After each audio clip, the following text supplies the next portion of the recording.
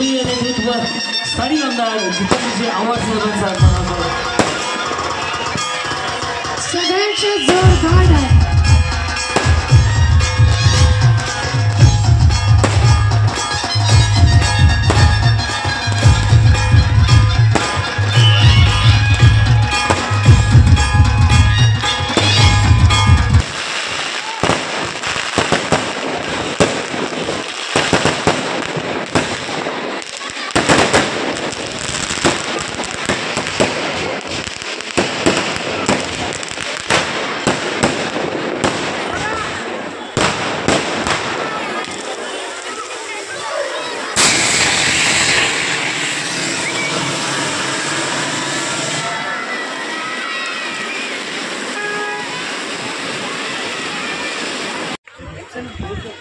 बार बार दिन ये आए,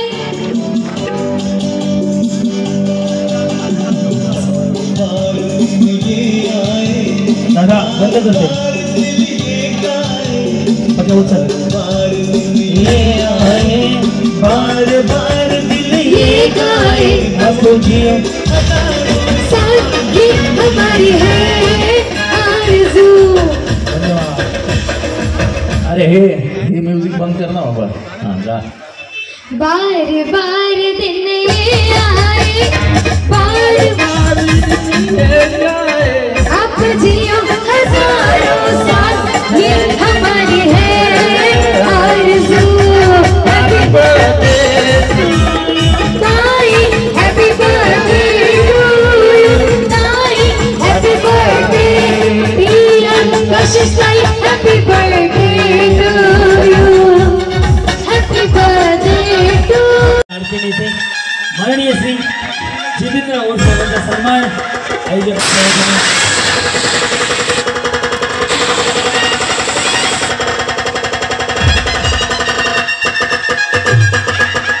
की उद्या जर निवडणुका लढायला गेलात तर तुमच्या खोप्या पावत्या बाहेर येऊन तुमच्या निवडणुकीच्या वेळेस जाणार त्या आतमध्ये.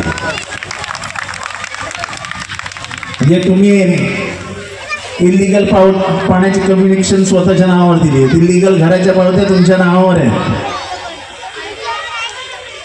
हे मी बोलत नव्हतो कधी इथपर्यंत, पण त्या वकिलाचे पैसे सुद्धा मीच दिले. सुधीर भाऊ, त्या वकिलाचे पैसे सुद्धा मीच दिले माझ्या खिशाने. त्यांच्या घरं बांधायला सुद्धा लाखोनी रुपये मीच दिले माझ्या खिशाने. त्यांची घरं ज्या 3-3 मजल्याच्या घरामध्ये राहतात त्या घरातले पैसे सुद्धा मी दिले. पण गद्दारांसाठी तुम्ही कितीही काही करा, त्यांच्या रक्तातनं ते काही जात नाही, ते रक्तातच आहे. त्याच्यामुळे हा विषय एकदा मुंबईतनं संपणार. लोकसभेच्या वेळेस पण करोडो रुपये घेतले त्या उमेदवार, काय त्यांचं नाव आपले श्रीकांत शिंदे, आणि मतं किती मिळाली ते.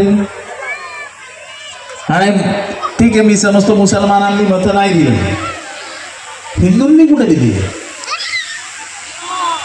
मराठी माणसांनी कुठे दिली मतं, नाही दिली. विधानसभेच्या वेळेस काय झालं, 15 मतं, 20 मतं, 30 मतं. लोकांना नाही आवडत. म्हणजे आता एकही रंगाचं लुगडं नसेल ते त्यांच्या अंगावर नाही आहे, सगळे रंगांची लुगडी घालून झाली.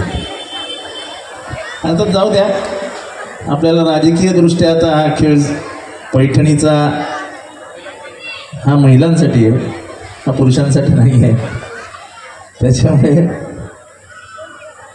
काय बोलणार, माझ्यावरती बोलायचं तर मला फक्त शिव्या द्यायच्या. त्यांचे व्हिडिओ क्लिपिंग ऐका माझ्या विरोधकांच्या. आणि केलेल्या कामात आता क्रिकेट अकॅडमी आणली. अरे क्रिकेट अकॅडमी आणली म्हणजे तिथे भलं मुंबईच्याच पोरांचं होणार आहे ना.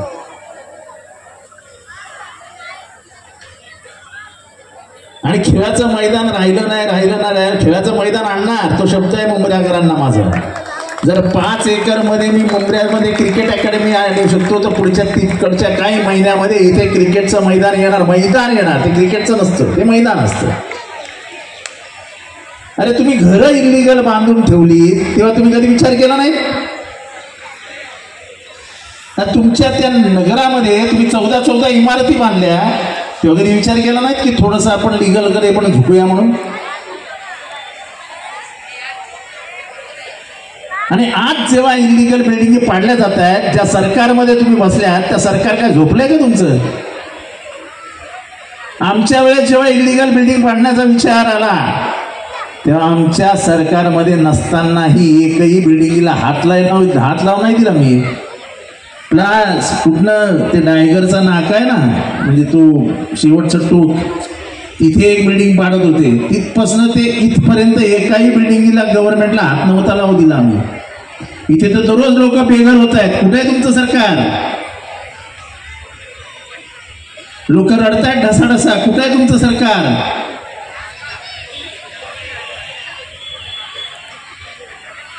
कचरा रस्त्यावर पडलाय, कुठे डम्पिंग ग्राउंड?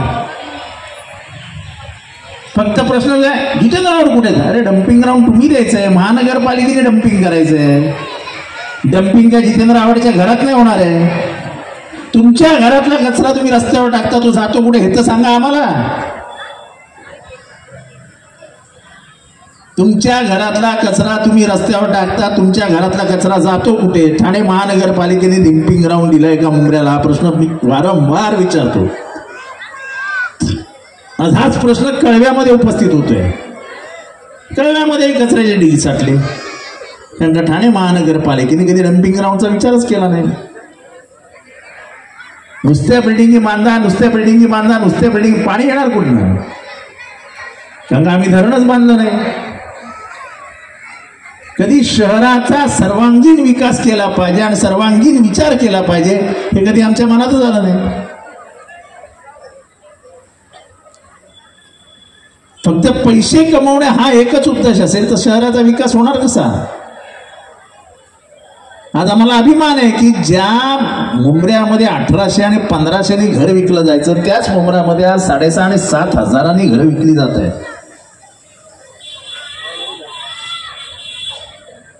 यावेळेस तरी नशीब कब्रस्तानामध्ये जाऊन नाचले नाहीत. कब्रस्तान में पाणी हो गया, कब्रस्तान में पाणी हो गया. कुठे गेले?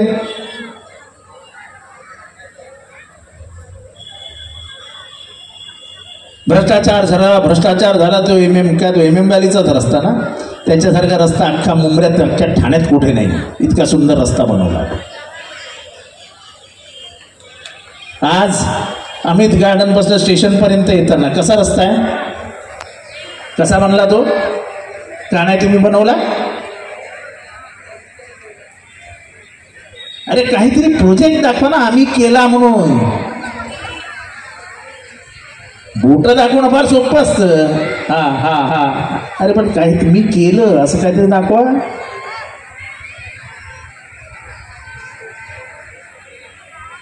जमिनीचे सातबारे दाखवून लोकांना घाबरवू नका.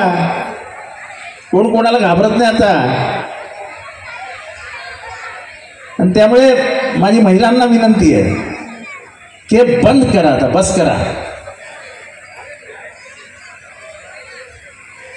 आणि मला शिव्या देण्याने मला काहीही फरक पडत नाही. तुमचा जो बाईट आहे ना, तुम्ही जे बोलता ते मुंबऱ्याच्या पत्रकारांशी बोलता आणि ते मुंबऱ्यातच फिरतं. जितेंद्र आव्हाड जे बोलतो ते अख्ख्या भारतात ऐकलं जातं. आणि तुमचं जरा व्ह्यू बघा, म्हणजे तुम्ही एखादी गोष्ट टाकल्यानंतर किती लोक बघतात, जरा अनालिसिस करा त्याचं. हे मी तुम्हाला सल्ला देतो बोलणाऱ्यांना. 300च्या लोक वरती बघत पण नाही. 300 लोक. मी एकदा सहज असं चेकिंग म्हणून कोणाला तरी सांगितलेलं की मुंबऱ्यामध्ये जे व्हॉट्सअप ग्रुप आहेत ते व्हॉट्सअप ग्रुप जरा चेक करा किती आहेत त्याच्यामध्ये. तर 500 लोक सगळ्या ग्रुपमध्ये मिळून फक्त 500 लोक आहेत. अरे मुंबरा ने देखा, अरे क्या मुंबरा में घूम रहा है भाई. अरे क्या घूम रहा है भाई?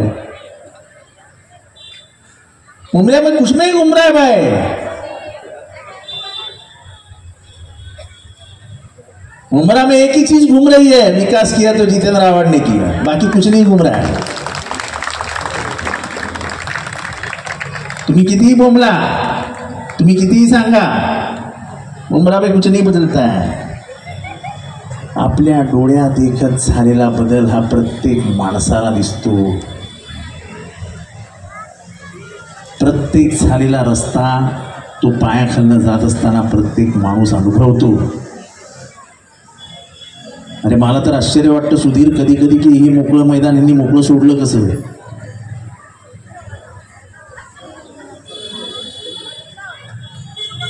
नाही पैसे म्हणजे काय, आता मी सांगितलं ना, घर बांधायला जर पैसे घेतात आणि तेही उधाराच्या जीवावर घेऊन परत नाव पण घेत नाहीत देण्याचा आणि परत मलाच शिव्या देतात, तर ते कसे असतील या विचार न केलेला बरं.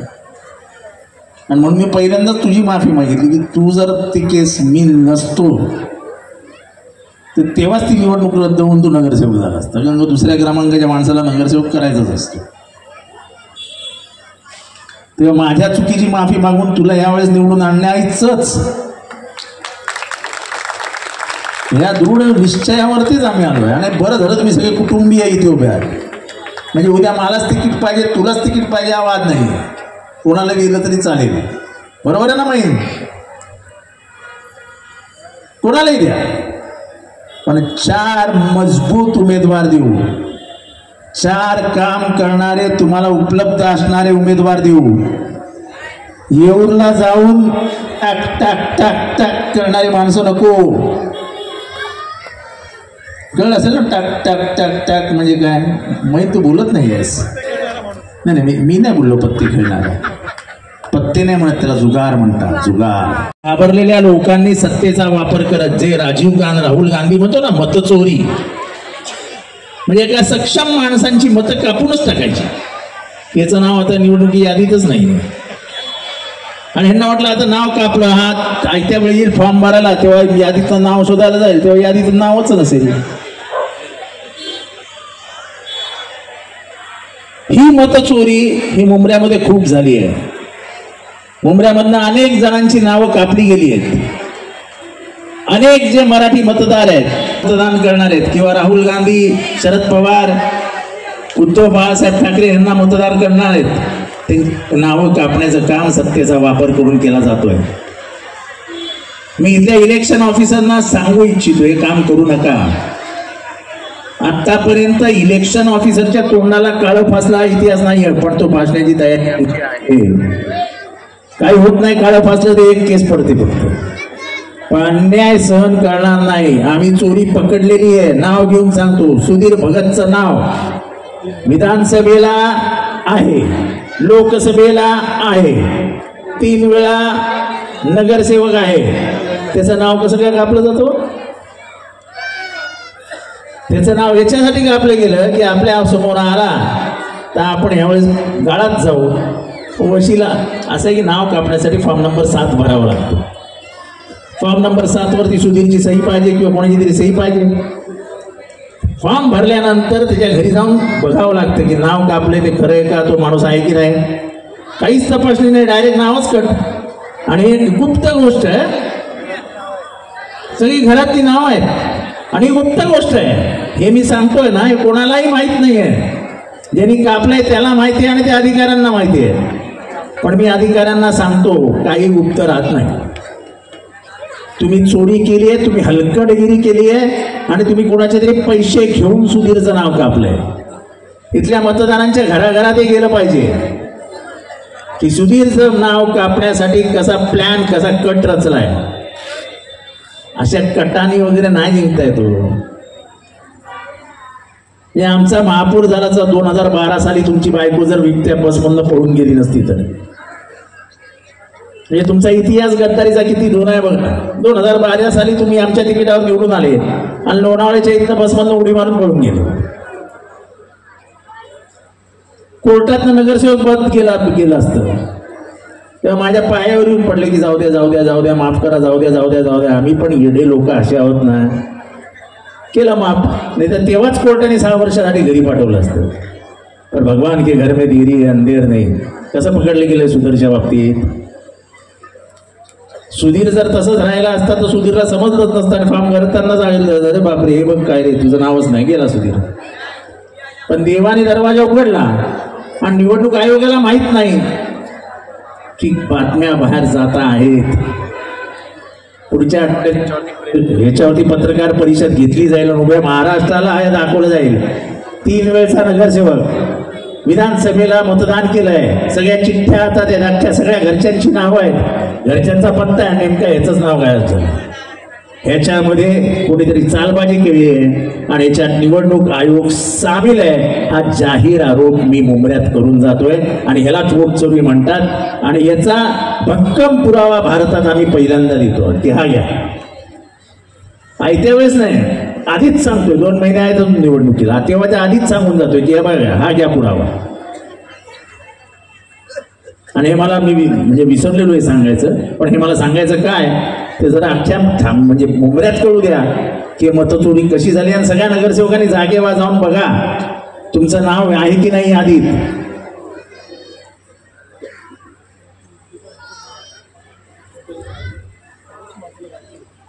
म्हणजे ते आधीचं नाव पण पिंट्या दादा हाऊस आणि पिंट्या दादाचं पोराचं नावच काय हाईट आहे. तर ठीक आहे.